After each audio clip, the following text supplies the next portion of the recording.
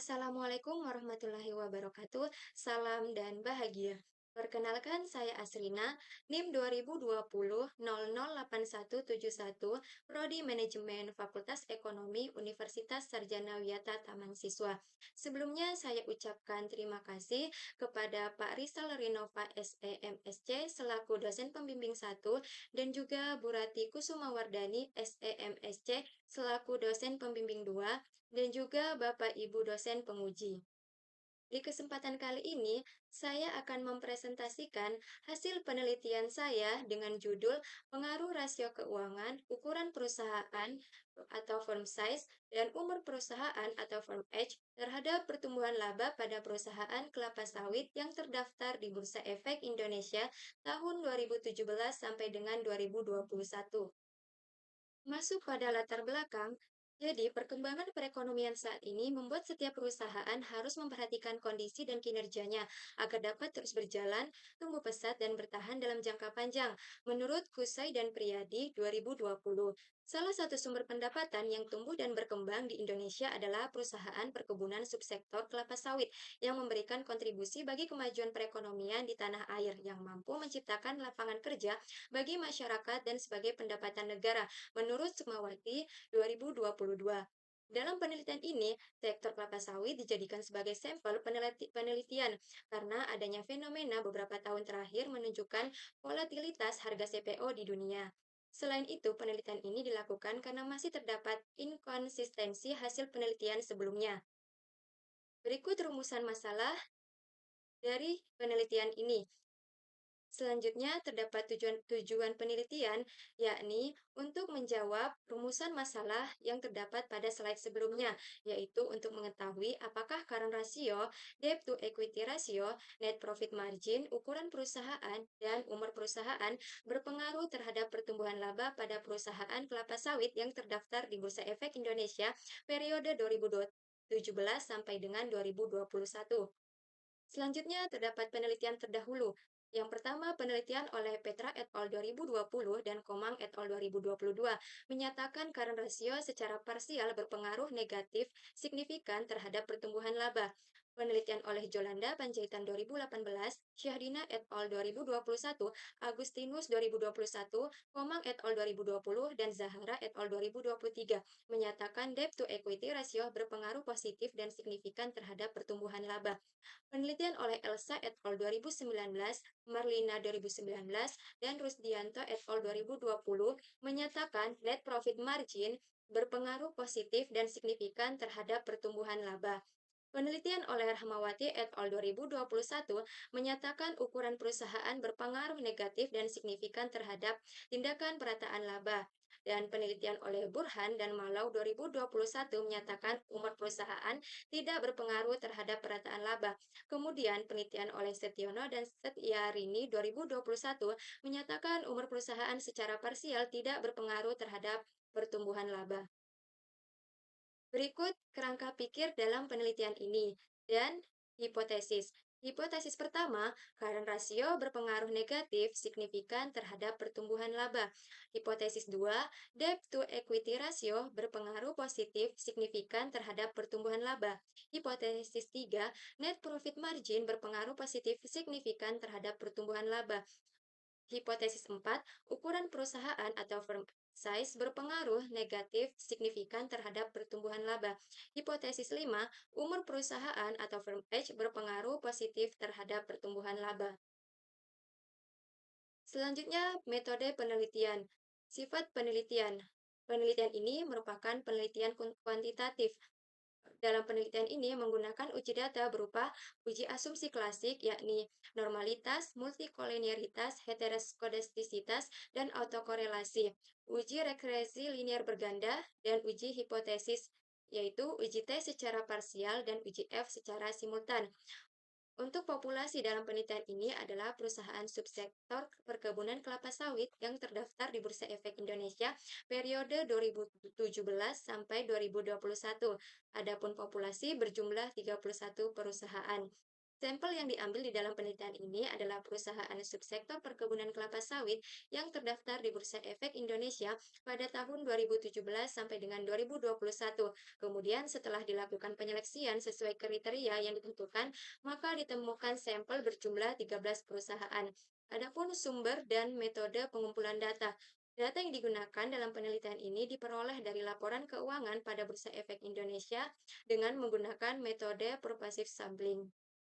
Selanjutnya, hasil uji asumsi klasik. Yang pertama, terdapat uji normalitas. Data terdistribusi normal karena nilai signifikansi 0,097 lebih besar dari 0,05.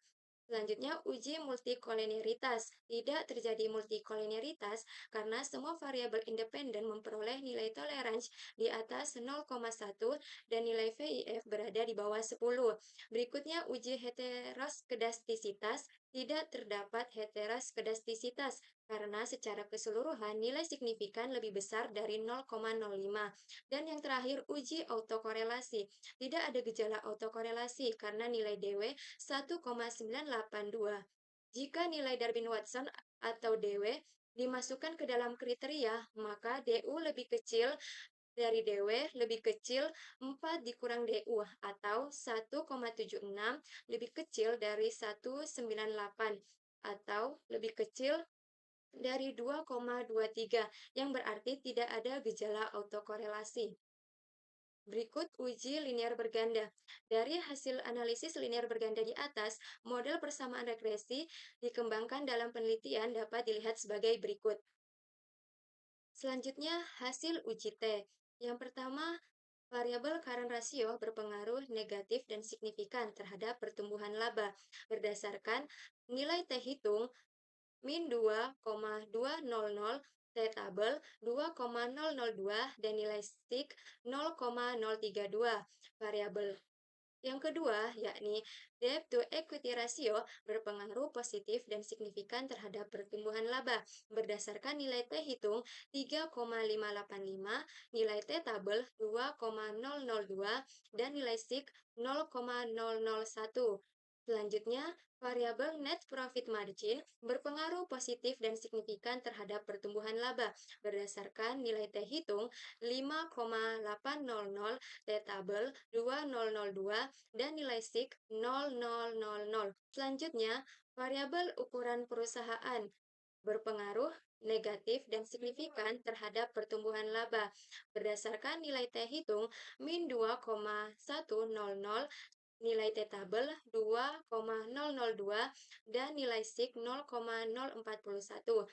Dan yang terakhir, variabel umur perusahaan tidak berpengaruh dan tidak signifikan terhadap pertumbuhan laba, sebagaimana terdapat nilai T hitung 1,345, nilai T tabel 2,002, dan nilai SIG 0,185. Selanjutnya, hasil uji F. Berdasarkan hasil uji kelayakan model, diketahui nilai SIG F 0,000 lebih kecil dari 0,05 dan F hitung sebesar 11,594 lebih besar daripada F tabel, yaitu 2,38. Sehingga dapat disimpulkan bahwa secara simultan atau uji F menunjukkan variabel current ratio, debt to equity ratio, net profit margin, ukuran perusahaan, dan umur perusahaan berpengaruh positif dan signifikan terhadap pertumbuhan laba. Selanjutnya, hipotesis pertama, current ratio berpengaruh negatif signifikan terhadap pertumbuhan laba. Kesimpulan H1 diterima karena nilai T hitung sebesar min 2,200 lebih besar dari T tabel 2,002 dan nilai SIG T sebesar 0,032 lebih kecil dari 0,05. Hipotesis 2, debt to equity ratio berpengaruh positif signifikan terhadap pertumbuhan laba. Hipotesis 2 diterima karena nilai T hitung sebesar 3,585 lebih besar dari T tabel 2,002 dan nilai SIG T sebesar 0,001 lebih kecil dari 0,05. Hipotesis 3, variabel net profit margin berpengaruh positif signifikan terhadap pertumbuhan laba. Hipotesis 3 diterima karena nilai T hitung sebesar 5,800 lebih besar dari T tabel 2,002 dan nilai sig T sebesar 0,000 lebih kecil dari 0,05. Hipotesis 4, ukuran perusahaan atau firm size berpengaruh negatif signifikan terhadap pertumbuhan laba. Hipotesis 4 diterima karena nilai T hitung sebesar min 2,100 lebih besar dari T tabel 2,002 dan nilai sig T sebesar 0,041 lebih kecil dari 0,05. Dan yang terakhir, hipotesis 5, umur perusahaan atau firm age berpengaruh positif terhadap pertumbuhan laba. Hipotesis 5 ditolak karena nilai T hitung sebesar 1,533 lebih kecil dari T tabel 2,00 dan nilai sig T sebesar 0,131 lebih besar dari 0,05. Kemudian saran bagi perusahaan, berdasarkan hasil di dalam penelitian ini menunjukkan bahwa rasio keuangan yang diukur menggunakan variabel current ratio, debt to equity ratio, dan net profit margin mempunyai pengaruh terhadap pertumbuhan laba. Oleh karena itu, agar perusahaan dapat memperoleh keuntungan atau laba yang maksimal, sebaiknya perusahaan lebih meningkatkan strategi produksinya dengan menggunakan aset secara optimal dan efisiensi biaya operasional. Dengan cara ini, dapat meningkatkan aset lancar untuk likuiditas perusahaan. Selanjutnya, bagi investor, investor atau calon investor sebaiknya menganalisis rasio keuangan, terutama yang berkaitan dengan pertumbuhan laba. Tujuannya sebagai pertimbangan dalam mengambil keputusan investasi yang tepat dan menguntungkan. Keuntungan yang diperoleh perusahaan akan menentukan besarnya pengembalian investasi.